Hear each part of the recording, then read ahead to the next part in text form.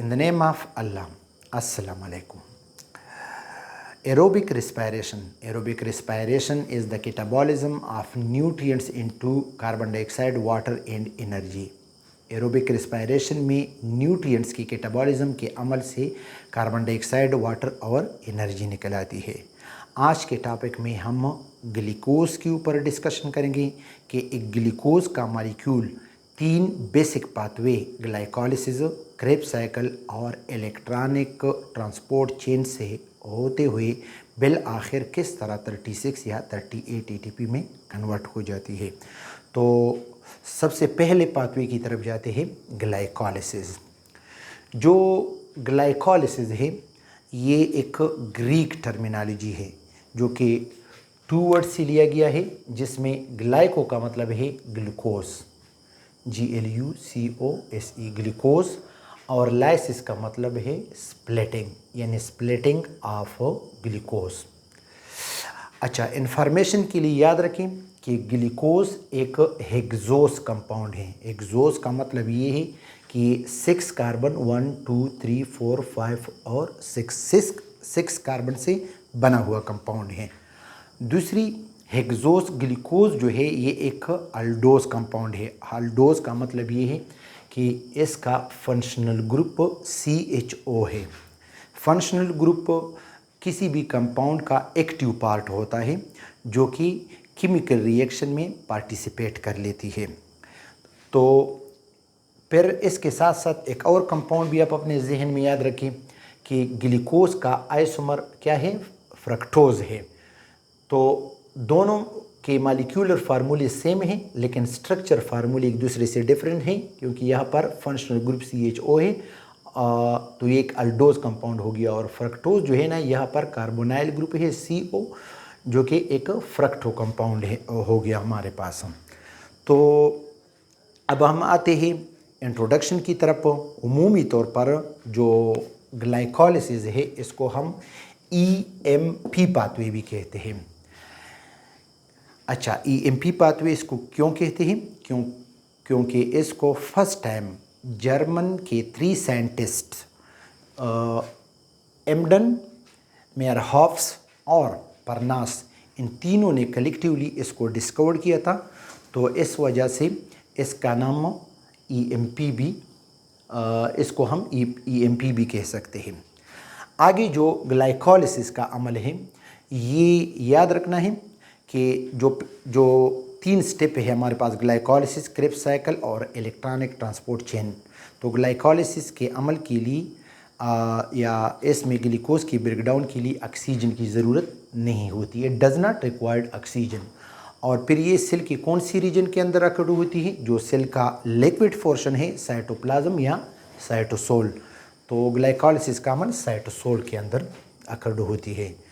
अच्छा, कौन से ऑर्गेनिज्म के अंदर, चाहे एरोबिक ऑर्गेनिज्म हो या एनएरोबिक ऑर्गेनिज्म हो, दोनों ऑर्गेनिज्म के अंदर ग्लाइकोलिसिस का अमल देखने को मिलती है। अच्छा, अब अगर हम इसकी एक शार्ट डिफिनीशन ले लें तो it is a metabolic pathway that convert a glucose molecule into 2 pyruvic acid. उमूमी तौर पर समराइज फॉर्म में जो ग्लाइकोलिसिस का अमल है इसमें एक ग्लूकोज मॉलिक्यूल जो कि 6 कार्बन यानी एक हेक्सोस है, ये N में पायरुविक एसिड में कन्वर्ट हो जाती है, जो कि एक ग्लूकोज मॉलिक्यूल से हमारे पास 2 पायरुविक मॉलिक्यूल आते हैं, यानी 2 × 3 = 6। अच्छा, तो नीचे हम फेज़ के ऊपर बात करेंगे, लेकिन फेज़ पर जाने से पहले हम आते हैं बेसिक रिएक्शन, ओवरऑल रिएक्शन कि ग्लाइकोलिसिस का रिएक्शन कौन से कंपाउंड या किन मॉलिक्यूल के माबेन होती है। तो एक हमारे पास ये ग्लूकोज मॉलिक्यूल हो गया C6H12O6। तो स्टार्ट में हम नीचे पर बात भी करेंगे कि जिस तरह हम कहते हैं कि किसी चीज़ को पाने के लिए किसी चीज़ को खोना पड़ता है। तो यहाँ पर स्टार्ट में हमारे पास एनर्जी की इन्वेस्टमेंट होती है। जिस तरह यहाँ पर आप देख सकते हैं कि 2 ADP और 2 N ऑर्गेनिक फास्फेट, तो ये दोनों जो है ना मिलकर बिल आखिर ये दूसरे फेज़ में हमारे पास ATP, उस पर हम बाद में डिटेल में बात करते हैं, ATP में कन्वर्ट हो जाती है। और जो NAD है हमारे पास निकोटिनामाइड एडेनिन डाई न्यूक्लियोटाइड, जो कि ख़ुद ऑक्सीडाइज फॉर्म में मौजूद है, ये बाद में जो है ना किस फॉर्म में आती है, रिड्यूस फॉर्म यानी NADH।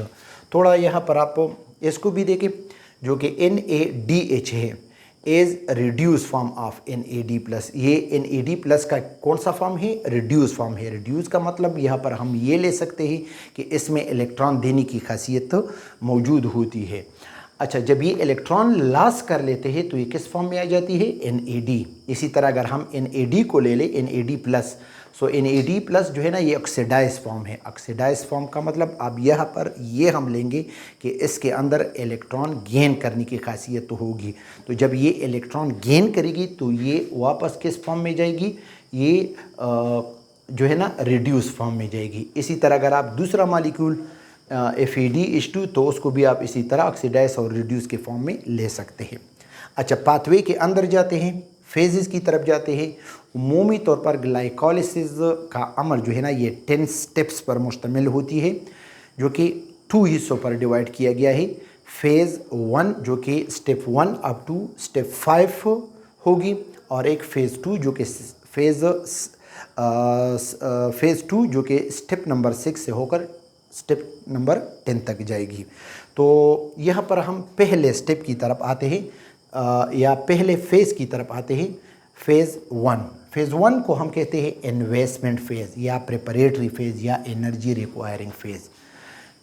फिर से मैं रिपीट करूँ, यानी जिस तरह एक सोल्जर अगर मैदानी जंग में उतरना चाहे तो सबसे पहले वो क्या कर लेती है, अपनी एक्सरसाइज कर लेती है, अपनी जो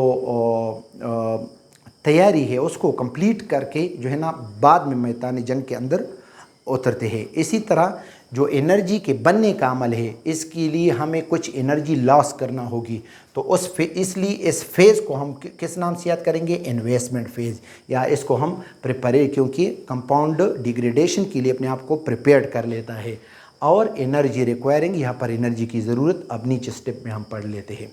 it is non redox phase. Non redox यानी इलेक्ट्रॉन गेन, इलेक्ट्रॉन लॉस, या यहाँ पर एनर्जी रिलीज़ की बात नहीं होगी। तो basically that lead to the production of intermediate required for redox phase. जो रिडक्स फेज़ है, जो कि फेज़ 2 है हमारे पास, इसके लिए इस फेज़ 2 को प्रोसीड करने के लिए हमें कुछ इंटरमीडिएट्स की ज़रूरत होती है, कुछ इंटरमीडिएट कंपाउंड्स की ज़रूरत होती है। अब ये इंटरमीडिएट कंपाउंड हम फेज़ 1 से गेट करके फेज़ 2 के अंदर लेकर जाएंगे, जो कि बिल आखिर एनर्जी में कन्वर्ट हो जाएगी। तो स्टेप्स की तरफ जाते हैं। Step number 1। अब स्टेप नंबर 1 में आप देख सकते हैं कि यहाँ पर मैंने एक ग्लूकोज का मॉलिक्यूल लिया है, 1 2 3 4 5 और 6। Glucose is phosphorylated at carbon 6। a phosphate is transferred from ATP to glucose. यहाँ पर इस प्रोसेस के अंदर जो कि ग्लूकोज है, GLUCOSE, ग्लूकोज कन्वर्ट हो जाएगी ग्लूकोज 6 फास्फेट में। क्या मतलब, ग्लूकोज के कार्बन नंबर 6 पर क्या अटैच हो जाएगी, फास्फेट। अब ये फास्फेट जो है ना किस चीज़ से ट्रांसफ़र हो जाएगी, ATP से, यानी एडेनोसिन ट्राईफॉस्फेट, जिसके साथ 3 फास्फेट है। अब एक फास्फेट ग्लूकोज के कार्बन नंबर 6 पर अटैच हो गया, तो बाकी कितने रह गए, 2 फास्फेट। तो इसलिए यहाँ पर हम लिखते हैं एडेनोसिन डाईफॉस्फेट। दूसरा स्टेप है हमारे पास कि glucose 6 phosphate is reversibly isomerized to fructose 6 phosphate by enzyme mutase या आइसोमेरेज, फास्फोग्लूकोम्यूटेज। एक बात आप अपने जहन में याद रखें कि जहाँ जहाँ पर भी फास्फेट ने अटैच होना होता है, वहाँ पर जो है ना कौन से एंजाइम की इन्वॉल्वमेंट होगी, काइनेज। और अगर आइसोमेराइज 2 कंपाउंड आपस में आइसोमर हो तो वहाँ पर कौन सी एंजाइम की इन्वॉल्वमेंट होगी, आइसोमेरेज। तो यहाँ पर ग्लूकोज 6 फास्फेट जो है ना वो कन्वर्ट होकर किस चीज़ में तब्दील हो जाएगी, फ्रक्टोज 6 फास्फेट में। ठीक है, कौन सी एंजाइम की मदद से, आइसोमेरेज एंजाइम। सिर्फ फ्रक्टोज 6 फास्फेट और ग्लूकोज 6 फास्फेट दोनों आपस में आइसोमर है। लेकिन जिस तरह मैंने आपको यहाँ पर बताया कि ग्लूकोज एक अल्डोज कंपाउंड है और फ्रक्टोज जो है ना आपके साथ एक कीटो कंपाउंड है जिसके अंदर फंक्शनल ग्रुप कार्बोनाइल ग्रुप मौजूद होती है। ठीक है। अच्छा, अब step number 3, in this step fructose 6 phosphate is again phosphorylated by ATP convert them into fructose 1,6 phosphate. अब यहाँ पर देख सकते हैं एक फास्फेट तो ऑलरेडी कार्बन नंबर 6 पर मौजूद थी। यहाँ पर एटीपी अपना एक दूसरा फास्फेट डोनेट करेगा। इस फास्फेट ये फास्फेट जो है ना फ्रक्टोज के कार्बन नंबर 1 पर आएगी। तो एक तो ऑलरेडी कार्बन नंबर 6 पर मौजूद था, तो यहाँ पर हम लिखेंगे कि 1 फ्रक्टोज 1,6 बाई फास्फेट, यानी 2 फास्फेट अब इसके पास आ गए। अच्छा, ये फास्फेट किसने दिया? एटीपी ने। एटीपी खुद एडीपी में कन्वर्ट हो गई। तो 2 एनर्जी के मालिक्यूल यहाँ पर हमारे पास यूज़ हो गई, एक स्टेप नंबर 1 में और एक यहाँ स्टेप नंबर 3 में। उमूमी तौर पर जो है ना एटीपी का मालिक्यूल यूज़ हो गया। ठीक है। स्टेप नंबर 4, अब जो ग्लूकोज खुद 6 कार्बन का कंपाउंड है, एक हेक्सोस है। अब इसके मिड यानी कार्बन नंबर 3 और कार्बन नंबर 4, कार्बन नंबर 3 और कार्बन नंबर 4 के अंदर क्लीवेज अकड़ होगी। दोनों जो है ना यहाँ पर एक स्प्लिटिंग आएगी मालिक्यूल के माबिन, और एक हेक्सोस का मालिक्यूल जो है ना ये 2 ट्रायोज में तब्दील हो जाएगी। तो 2 ट्रायोज क्या है आपके पास? एक ग्लाइसिरल अल्डिहाइड 3 फास्फेट, क्योंकि आप यहाँ पर देख सकते हैं कार्बन 1 2 3 पर क्या मौजूद है? फास्फेट। तो अब इस ट्रायोज को हम किस नाम से याद करेंगे? Glyceraldehyde 3 phosphate. लेकिन स्टेप 5 को भी साथ साथ ले लें। Dihydroxy acetone phosphate can not degrade in subsequent step of glycolysis, so it is isomerized into glyceraldehyde 3 phosphate. अब जो फर्दर फेज 2 है, फेज 2 के अंदर इंटरमीडिएट, इसमें सिर्फ ग्लाइसिरल अल्डिहाइड 3 फास्फेट प्रोसीड कर सकती है। यहाँ पर 2 ट्रायोज में एक हमारे पास डाईहाइड्रोक्सी एसीटोन फास्फेट भी आ गया, लेकिन डाईहाइड्रोक्सी एसीटोन फास्फेट फेज 2 को प्रोसीड नहीं कर सकती। तो इसलिए फेज 1 ही के अंदर ये ट्रायोज फास्फेट आइसोमेरेज एंजाइम की मदद से किस चीज़ में तब्दील हो जाएगी? ग्लाइसिरल अल्डिहाइड 3 फास्फेट में। यानी अब इसका मतलब ये हो गया कि हमारे पास एंड में कितने ग्लाइसिरल अल्डिहाइड फास्फेट आ गए? एक तो अपना था और एक डाईहाइड्रोक्सी एसीटोन फास्फेट से, तो टोटल 2 ग्लाइसिरल अल्डिहाइड 3 फास्फेट के मालिक्यूल हमारे पास आ गए। तो आगे फेज़ 1 को अगर हम रिपीट करेंगे तो इसका मतलब ये है कि हर एक कंपाउंड 2 मरतबा रिपीट हो गया। अगर एक जगह पर एक मालिक्यूल बनता है तो इसका मतलब ये है कि वहाँ पर 2 मालिक्यूल बन गए हमारे पास, क्योंकि प्रोसेस को 2 मरतबा रिपीट होना होगा। अच्छा, डायरेक्ट आते हैं फेज़ 2 की तरफ। फेज़ 2 को हम कहते हैं पे ऑफ फेज़, पे ऑफ फेज़ या ईल्ड फेज़ या रिडॉक्स फेज़ और एनर्जी प्रोड्यूसिंग फेज़। 3-4 नाम है इसके साथ, इसके हमारे साथ जो वहाँ पर हमने इन्वेस्टमेंट की थी, जो मैंने कहा था कि कुछ कोने के लिए कुछ पाने के लिए कुछ खोना पड़ता है। तो यहाँ पर अब पाने का अमल शुरू हो गया। यहाँ पर अब हमारे पास एनर्जी के बनने का अमल शुरू होगा, जिसको हम रिडॉक्स फेज़ कहते हैं, एनर्जी प्रोड्यूसिंग फेज़ भी कह सकते हैं, ईल्ड फेज़ भी कह सकते हैं, पे ऑफ फेज़ भी कह सकते हैं, या उमूमी तौर पर फेज़ 2 भी कह सकते हैं। तो स्टेप नंबर 6, फेज़ 2 का step number 6, it is one of the 3 energy conserving step of glycolysis. NAD plus is reduced to NADH by hydrogen from glycerol aldehyde 3 phosphate। यहाँ पर हमारे पास जो एक कोएंजाइम NADH बनती है, जो कि फिर बाद में वह इलेक्ट्रॉनिक ट्रांसपोर्ट चेन की तरफ जाती है, वहाँ पर अपने इलेक्ट्रॉन को डोनेट कर लेते हैं एनर्जी के बनने के अमल के लिए। तो ये NADH जो है ना, अब यहाँ पर NAD प्लस जो कि ऑलरेडी साइटोप्लाज्मिक या साइटोसोल रीजन के अंदर मौजूद होती है, ऑक्सीडाइज फॉर्म में, ये रिड्यूस फॉर्म में आ जाएगी। अब ये रिड्यूस फॉर्म में किस तरह आ गया, ये एक सवाल है NADH में। तो अब यहाँ पर जाहिरी बात है इसके साथ हाइड्रोजन अटैच हो गया। ये हाइड्रोजन आप लोगों ने याद रखना है कि इस हाइड्रोजन को कौन डोनेट करता है, ग्लाइसिरल एल्डिहाइड 3 फास्फेट, ठीक है। और दूसरा एक तो ऑलरेडी कार्बन नंबर 3 पर जो है ना फास्फेट मौजूद है और एक और फास्फेट कार्बन नंबर 1 पर आ गया। तो अब ये हमारे पास हो गया ग्लाइसिरल एल्डिहाइड 3 फास्फेट, ठीक है। जैसे एक हाइड्रोजन लॉस होकर ये कौन से कंपाउंड पर तब्दील हो गया, 1,3 फास्फोग्लाइसिरेट, यानी एक अल्डिहाइड का कंपाउंड जिसके अंदर फंक्शनल ग्रुप CHO मौजूद थी। अब ये एक कार्बोऑक्सिलिक एसिड कंपाउंड में कन्वर्ट हो गया, COOH। क्या चेंजेस आ गए, वहां से उसने हाइड्रोजन को लॉस किया और एक फास्फेट को गेन किया। एक और सवाल जहन में याद रखें कि यहाँ पर आपसे ये भी पूछा जा सकता है कि फास्फेट जो कि ग्लाइसिरल एल्डिहाइड जो कि 1,3 फास्फोग्लाइसिरेट के साथ अटैच हो गई, ये ATP देती है या किसी और कंपाउंड से। तो आपने याद रखना है कि इसका सोर्स ये इनऑर्गेनिक सोर्स, इनऑर्गेनिक कंपाउंड के सोर्स से हमारे पास आती है। फॉर एग्जांपल H3PO4, तो ये फास्फेट इनऑर्गेनिक H3PO4 जो है ना डोनेट कर लेती है, ठीक है। अच्छा, अब हमारे पास अगला स्टेप, ये साथ साथ मैंने मॉलिक्यूलर फार्मूले भी लिखे हैं। ये मॉलिक्यूलर फार्मूले ताकि आपको ये पता चले कि एक कंपाउंड दूसरे कंपाउंड के अंदर दूसरे कंपाउंड में जब चेंज हो जाती है तो उसके मॉलिक्यूलर फार्मूले के अंदर क्या चेंज देखने को मिलती है। तो ये भी आप साथ साथ देखते रहे। अच्छा, अब 1,3 फास्फोग्लाइसिरेट जो मॉलिक्यूल है हमारे पास, ये अब क्या करेंगे, अब यहाँ पर पहला ATP बनने का अमल हमारे सामने आएगा कि यहाँ पर जो कार्बन नंबर 1 पर फास्फेट हमारे पास मौजूद है, तो ये फास्फेट जो है ना ये कौन लेगा, ADP। तो ADP के साथ एक फास्फेट अटैच होकर ये खुद किस चीज़ में कन्वर्ट हो जाएगी, ATP में, यानी एडिनोसिन ट्राईफास्फेट। तो फिर कौन सा मॉलिक्यूल हमारे पास आएगा, 3 फास्फोग्लाइसिरेट, इसका एक फास्फेट ATP के साथ अटैच हो गया।